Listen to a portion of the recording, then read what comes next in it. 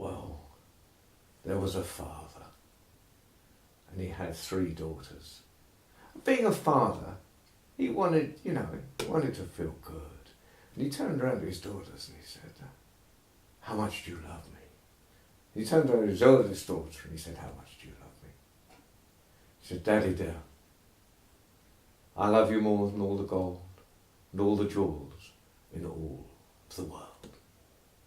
Well, he felt good. Yeah, I mean, that is an answer. And he turned to his second daughter. He said, daughter dear, how much do you love me? She said, Daddy dear, I love you more than life itself. Fantastic, he's a man. And so he turns to his youngest daughter, and truth be known, his favourite. He said, daughter dear, how much do you love me? She said, Daddy. She thought a long time. She said, I love you more than fresh meat loves salt. Even the poorest person has salt. You don't love me at all.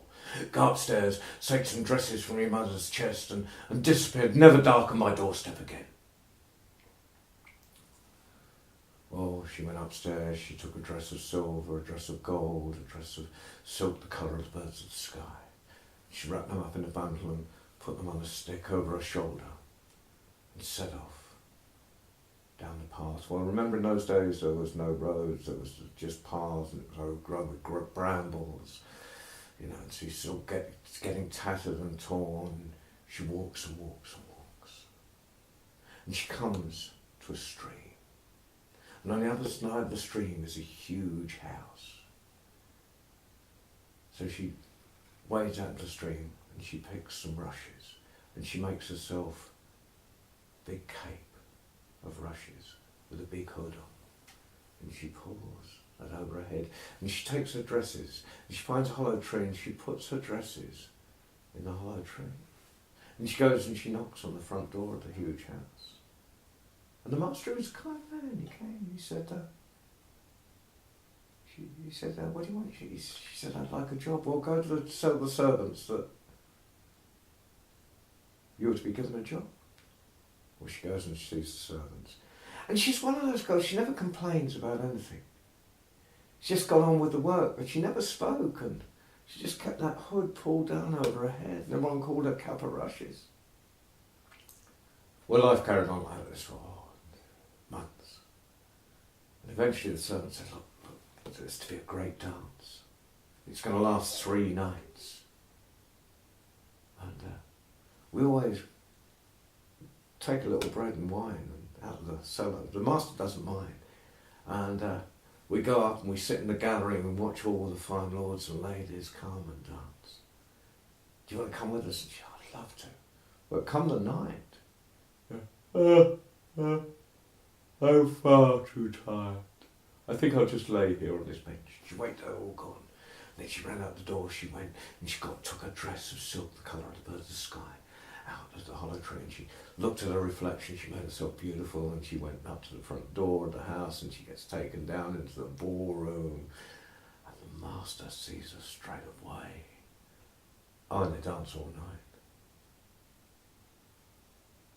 And at the end of the dance, she disappears, she puts the dress back in the hollow tree, she gets her cape, she puts it on, she comes to lay down the bench pretending to be asleep, and the servants came back, Cap of Rushes, you should have seen the most beautiful girl you've ever seen in your life appeared at the dance. She danced with the master all night. We think he's falling in love. So I wish I'd been there. Well, come the second night, the same thing happens. I'd love to go with you, but I'm far too tired. Well, this time she puts on the dress of silver. And the master is waiting at the bottom of the stairs as they come into the ballroom, and he takes her, and they dance together all night, and his eyes never leave hers, and her eyes never leave his. And at the end of the night she disappears, she puts on her cape and goes and lays on the bench again. The sun's coming, oh, Cap of Rushes, she was back again tonight. You should have seen. The master was waiting for her. They looked into each other's eyes all night. Oh, he is definitely falling in love.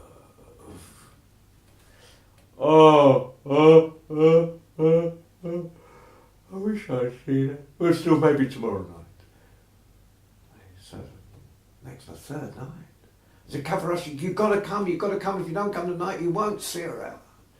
So I said to her, I really am exhausted. She just lay down the bed, she's snoring away. As soon as I gets across, dress of gold. I mean, she is looking good. She's at the top of the stairs. The master's waiting at the top of the stairs, come down. You know, like, they come down hand in hand down the stairs. They dance together all night. Their eyes never leave each other at the end of the night. The master takes a gold ring off his finger and gives it to her.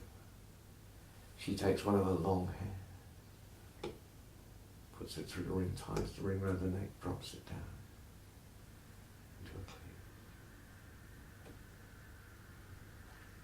clear. Goes at the end of the night. She goes, puts on her cape again and lays in the bed. Oh, Cavarascis, you should have seen it. It was waiting at the top of the stairs at the end of the night. He gave her a gold ring. She hung it round her neck. We know, we're absolutely certain, you know, the master is head over heels in love. Whoa, well, of course, you know, she says she's terribly sorry to have missed it. The master sends out all his servants looking for her. They can't find her anywhere. You know what men are like. They don't get what they want, they go into a sulk. Well, he went into a major sulk. In fact, he took himself to bed, he refused to eat, he refused to drink. All the servants were worried about him because he, you know, he's a good guy. You know, they had an easy time there. If he died, you know, who's going to take over? Could be some real pig, and he, you know, they don't want him to die. Well, the cook turns round and, the cook's a big fella, big pot belly, big red face, big black beard. And he thinks, well, I'll make the master some soup. And he tells the Cavarascis, he said, could you stir the soup? And when it's ready, can you put it in this wooden bowl? So the soup's made, and it's put into the wooden bowl. Cavarascis takes the ring, takes hair off first, obviously, and drops it into the soup. Well, you know, when you're not well and you're given some food, you kind of just push it around your plate, don't you? You just, so he's pushing his soup, it's a no good soup, just falls back in the middle, but it's, he pushes it round and click, click. And he takes out, there's the ring. He gave Cavarascis. Who made this soup? Send them to me. Well, the cook comes in, big black beard, big red face, big pot belly. He said, it wasn't you. He said, who else touched it? I said, well, it's just Cavarascis. Please be kind, don't be angry. She's a little servant girl. And she's so good. Send her to me. Well, he had a bit of a squeaky voice by now because he hasn't eaten for days. But in walks Cavarascis. Got a cape over. Who gave you this ring? Where did you get this ring? And she threw off her cape. And she said, from him who gave it to me. And there stood the girl he'd been dancing with for 3 nights. And of course there was to be a great wedding. And of course all the rich people of the land were invited. And Cavarascis just had one request. That the meat should be served without salt. And in those days there was no refrigerators. And salt was really important. And tasteless. And the servants argued, obviously, it's their friend's wedding. They wanted to do their best for it, but they did it. And so the meat's served, and the master takes his knife, and no forks in those days, so you go off the end of your knife. And just cut off his piece of meat, cut it, took the first piece of meat, and lifted it, and everyone else followed the master and lifted their meat on the end of their knives. Everyone put the meat in their mouths. They spat it onto the floor. And they're all looking back at the end of the table. There's an old man crying. And I asked him why he's crying. He said, well, I asked my daughters how much they love me. And the oldest daughter, she said she loved me more than all the gold and all the silver, and all the jewels and all of the world. I thought it was a fantastic answer. My second daughter, she told me she loved me more than life itself. And I thought, even better. But my third daughter, my youngest, and if truth be known, my favourite, said she loved me more than fresh meat loves salt. And I thought she didn't love me at all. So I drove her from my door. And I have no means of knowing if she is alive or dead.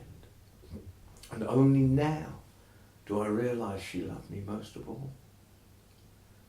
And with that, Kappa rushes threw back her bridal veil, went running down and threw her arms round her father. And there was a great family reconciliation. And of course, there was more meat served, this time with salt. It was a great wedding, and of course, had he been there,